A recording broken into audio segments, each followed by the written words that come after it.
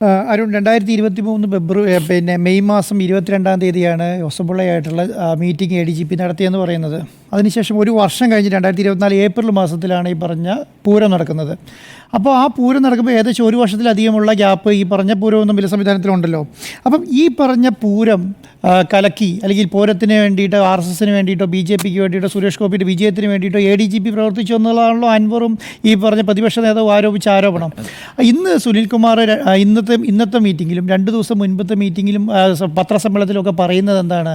ഈ പറഞ്ഞ പൂരം കലക്കിയതുമായി ബന്ധപ്പെട്ട അന്വേഷണം നടത്തിയിട്ട് അതിൻ്റെ റിപ്പോർട്ട് മുഖ്യമന്ത്രിയുടെ മേശപ്പുറത്തുണ്ട്, അല്ലെങ്കിൽ സർക്കാരിൻ്റെ മേശപ്പുറത്ത് വെച്ചിട്ടുണ്ട്, അത് പുറത്തു വിടണം എന്നാണല്ലോ പറഞ്ഞത്. ഈ പറഞ്ഞ അന്വേഷണം നടത്തിയതാരാ? ഈ അന്വേഷണം നടത്തിയ MR അജിത് കുമാറാണ്. അപ്പോൾ MR അജിത് കുമാർ, ഈ ആരോപണ വിധേയനായി നിൽക്കുന്ന, അല്ലെങ്കിൽ ആരോപണം നേരിട്ടുകൊണ്ടിരിക്കുന്ന MR അജിത് കുമാർ ഈ അന്വേഷണം നടത്തി, ആ അന്വേഷണം ഈ പറഞ്ഞ മുഖ്യമന്ത്രിയുടെയോ അല്ലെങ്കിൽ സർക്കാരിൻ്റെയോ മുമ്പിലുണ്ടെങ്കിൽ ആ അന്വേഷണ റിപ്പോർട്ട് പുറത്തു വിട്ടിട്ട് എന്ത് കാര്യമാണ് ഉണ്ടാവുക? നോർമലി ചിന്തിച്ചാൽ പോരെ. ഈ കാര്യമാണ് ഈ 3-4 ദിവസമായിട്ട് PV അൻവർ പറഞ്ഞുകൊണ്ടിരിക്കുന്നത്. അപ്പോൾ അതുമാത്രമല്ല, ഈ പറഞ്ഞ തൃശ്ശൂർ പൂരവുമായി ബന്ധപ്പെട്ടതിലാണല്ലോ ഈ പറഞ്ഞ ഇഷ്യൂസുകളെല്ലാം സ്റ്റാർട്ട് ചെയ്യുന്നത്. ഈ പറഞ്ഞ MR അജിത് കുമാർ ഈ RS നേതാക്കന്മാരുമായി കൂടിക്കാഴ്ച നടത്തി. ആ കൂടിക്കാഴ്ച നടത്തിയതുമായി ബന്ധപ്പെട്ട കാര്യങ്ങളെല്ലാം ഈ സ്പെഷ്യൽ ബ്രാഞ്ച് റിപ്പോർട്ടാക്കി ഈ DGPൻ്റെയിലും ഇൻ്റലിജൻസ് മേധാവിയുടെയിലും ആഭ്യന്തര വകുപ്പിൻ്റെ മയിലും കൊടുത്തിട്ടുണ്ടല്ലോ. ഈ പറഞ്ഞ കൊടുത്ത റിപ്പോർട്ടുകൾ ഈ പറഞ്ഞ ഇത്രയും നാളുകളായി, ഈ പറഞ്ഞ 3-4 ദിവസമായി എല്ലാ പ്രതിപക്ഷം ഉന്നയിക്കുന്നുണ്ട്, ഈ പറഞ്ഞ അൻവർ ഉന്നയിക്കുന്നുണ്ട്. ഇത് എന്തുകൊണ്ട് സർക്കാരിന് വിശദീകരിക്കാൻ പറ്റുന്നില്ല? സർക്കാർ എന്ന് പറയുന്ന സംവിധാനം സർവ്വസ്വതന്ത്രമായിട്ട് സേന പ്രവർത്തിച്ചോട്ടെ എന്ന് വിചാരിച്ചാൽ ആരാണ് ഇതിനെ നിയന്ത്രിക്കുക? ഈ നിയന്ത്രിക്കുന്നതിൻ്റെ ഭാഗമായിട്ട് ഈ സെൻകുമാർ പ്രവർത്തിക്കുന്നില്ല എന്ന് തന്നെയാണല്ലോ നിങ്ങൾ നേരത്തെ പറഞ്ഞതുപോലെ നിയമസഭയിലെ സെൻകുമാറിൻ്റെ വിഷയത്തിൽ മുഖ്യമന്ത്രി പറഞ്ഞിട്ടുള്ളത്.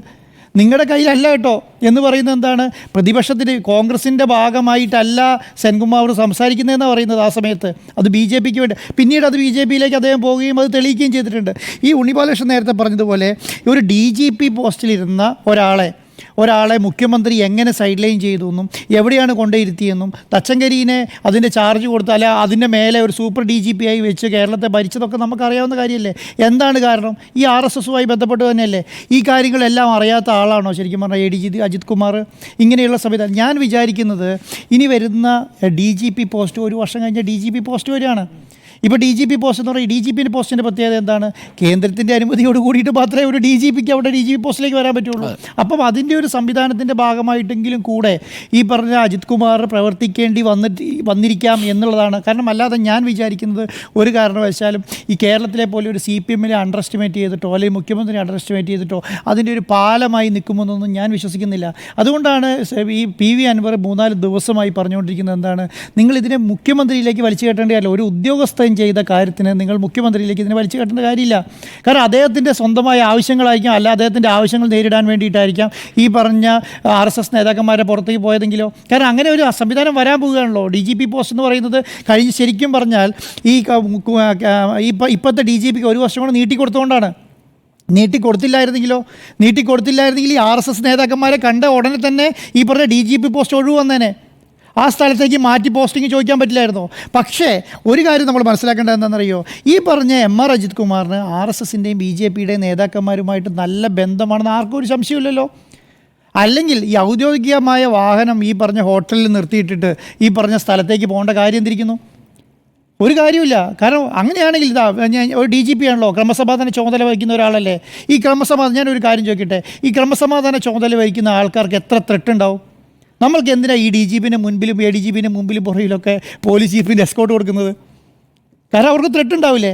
ഇത് ഏത് ത്രെട്ടിനെ ഓർത്ത്? അപ്പം നമ്മൾ ഈ ത്രെട്ട് ഉണ്ടാകാതിരിക്കാൻ വേണ്ടിയിട്ടാണല്ലോ ഈ പറഞ്ഞ ഇവരോട് ഔദ്യോഗിക വാഹനം യൂസ് ചെയ്യണം, നിങ്ങൾ ഈ പറഞ്ഞ മുന്നിലും പുറകിലൊക്കെ ഏത് സമയത്ത് നമ്മൾ കണ്ടിട്ടുള്ളത്? നമ്മൾ ഈ വയനാട് ദുരന്ത സമയത്ത് വരുന്ന സമയത്തും ADGP അജിത് കുമാർ വരുന്നത് അരുണും നമ്മളൊക്കെ കണ്ടതല്ലേ. ആ സമയത്ത് എത്ര പോലീസുകാർ ADGPൻ്റെ കൂടെ ഉണ്ടായിരുന്നു? 100 പോലീസുകാരാണ് അങ്ങോട്ടും ഇങ്ങോട്ടും ആയിട്ട് നടന്നിട്ടുള്ളത്. അപ്പോൾ ആ സ്ഥലത്താണ് ഇപ്പോൾ എന്ത് സംഭവിച്ചിരിക്കുന്നത്? ഒരു സ്വകാര്യ കാറിൽ നമ്മുടെ ഔദ്യോഗിക വാഹനവും പോലീസും സംവിധാനവും എസ്കോർട്ടും ഈ പറഞ്ഞ ഗൺമാനെയും ഒക്കെ ഒരു സ്ഥലത്ത് നിർത്തിയിട്ട് ഒരു സാധാരണ ആളുടെ കൂടെ ആരുടെ ഒരു സാധാരണ RSS പ്രവർത്തകരുടെ കൂടെ ഈ പറഞ്ഞ MR അജിത് കുമാർ കയറി വേറൊരു സ്ഥലത്ത് പോകുന്നു, അവിടെ സ്വകാര്യ സംഭാഷണം നടന്നു, തിരിച്ച് ഈ ഹോട്ടലിൽ വരുന്നു, ഈ പറഞ്ഞ എല്ലാ സംവിധാനങ്ങളുമായി പോകുന്നു. അപ്പോൾ അതിനൊരു ഒളിവില്ലേ, അതിനൊരു മറവില്ലേ? ഈ മറവ് ഉണ്ട് എന്തുകൊണ്ട് ഈ സർക്കാർ ഇങ്ങനെ സംഭവിച്ചു എന്ന് പറയുന്നതിൽ എന്താ തെറ്റുള്ളത്? അത് ഈ സർക്കാരിൻ്റെ ഭാഗമല്ല. ഞങ്ങൾ അത് ഇന്ന് ME ഗോവിന്ദ മാഷ് പറഞ്ഞതുപോലെ ഇത് പാർട്ടിയുടെ കാര്യമല്ല എന്ന് പറഞ്ഞൊഴിയല്ല.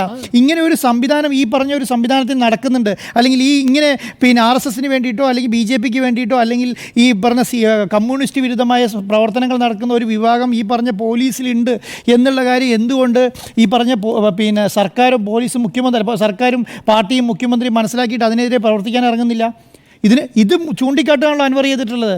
എനിക്ക് അരുണിൻ്റെ രാവിലത്തെ ഡിബേറ്റിലാണ് എനിക്ക് തോന്നുന്നു PV അൻവർ ഈ പറഞ്ഞ ഞാൻ RSSുമായി ബന്ധപ്പെട്ട ഈ അജിത് കുമാർ ചർച്ച നടത്തിയതിൻ്റെ ഡീറ്റെയിൽ എനിക്കറിയാം, കുറച്ച് കഴിഞ്ഞ് പുറത്ത് വിടുമെന്ന് പറയുമ്പോൾ 1 മണിക്കൂർ കഴിഞ്ഞപ്പോൾ BDC പുറത്തു വിട്ടു, പുറത്തു വിട്ടു.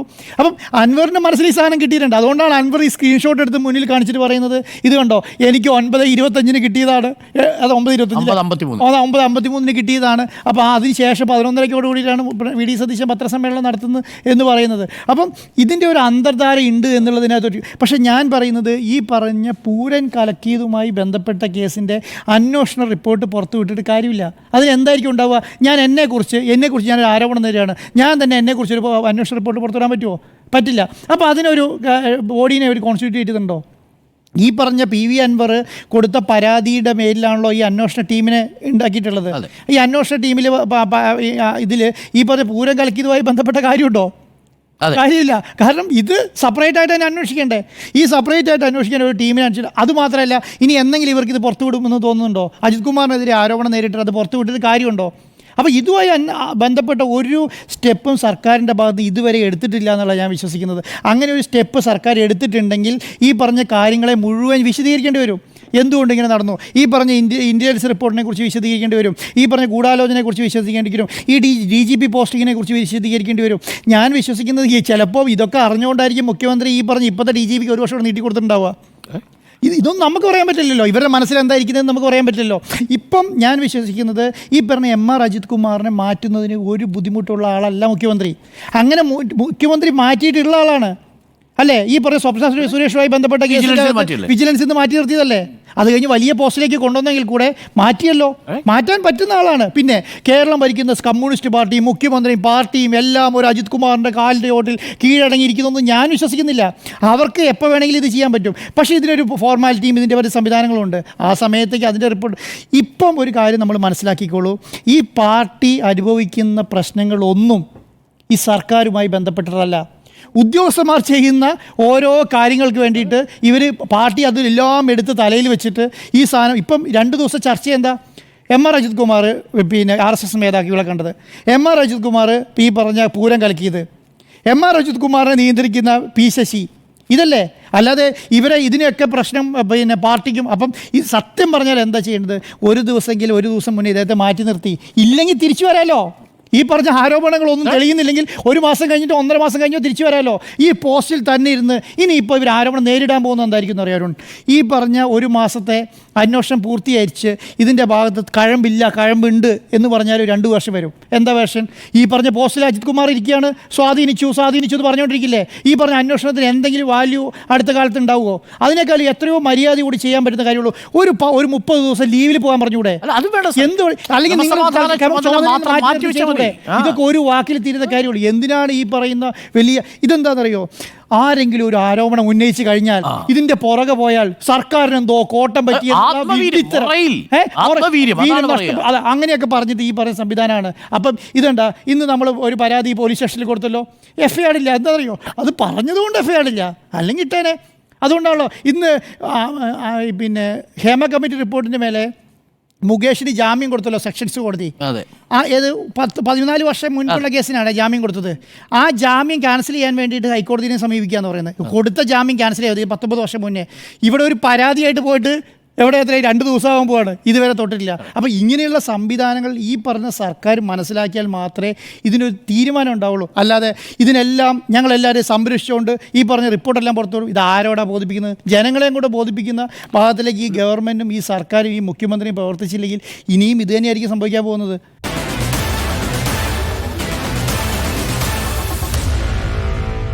Meet the editors.